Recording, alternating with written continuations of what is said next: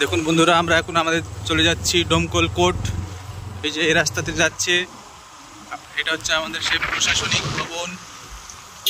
প্রশাসনিক ভবনটা এইদিকে আছে। এইটা হচ্ছে আমাদের প্রশাসনিক ভবন। আর সামনে যেটা এই যে ছোট্ট অন্ধকারে বোঝা যাচ্ছে না ঠিক, এটা হচ্ছে গার্লস কলেজ। এইগুলো হচ্ছে কোর্টের কোয়ার্টার। আপনারা দেখুন, উন্নত মানের হয়ে গেছে। এই যে সামনে দেখা যাচ্ছে আমাদের কোর্ট। এই ভাইয়েরা এখানে ভিডিও বানাচ্ছে।